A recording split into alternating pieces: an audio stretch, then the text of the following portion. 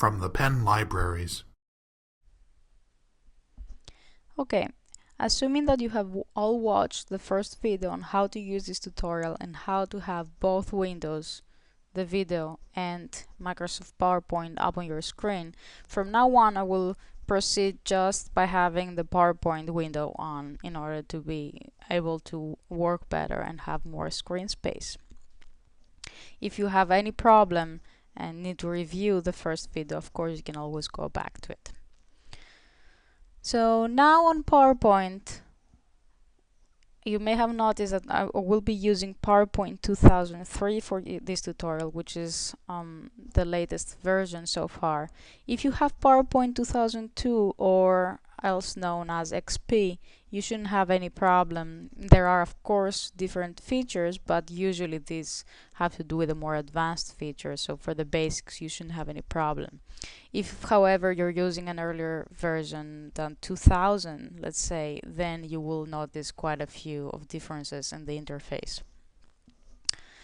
So let's start by talking about the screen in general. What you see is called the normal view, and by normal view we're referring to the workspace. So in the normal view, you usually have what you should all be familiar with if you have used any other Microsoft program. You have the menus on the top: File, Edit, View, etc. And these menus give you access to all the features of the program. Then you have the toolbars, which are basically shortcuts to all those features. They give you icons which take you to the same features that the menus would take you. Now, these toolbars very often look different, and this has to do with what computer you're using and what the last user before you has specified as his or her preferences. So sometimes you may open the program and these toolbars will not show up, or you'll see some others that you're not used to seeing. In any case, you can change all that by going to the View menu, and under Toolbars, the ones that are checked are the ones that you see.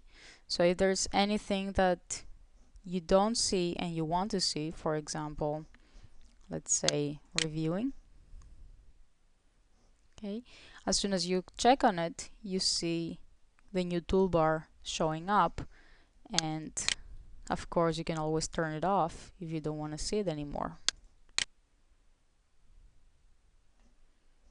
The same goes for this right panel, which is called the task pane. The task pane is what replaced many of the pop-up dialogues that we had in earlier versions of PowerPoint, earlier than 2000, I mean. So instead of those pop-up dialogues, these commands and options appear now on the right side. But again, sometimes you may open the program and the task pane will not be there. If you really want to see the task pane and you need it, again, go to the View menu, expand it, and make sure the task pane is checked.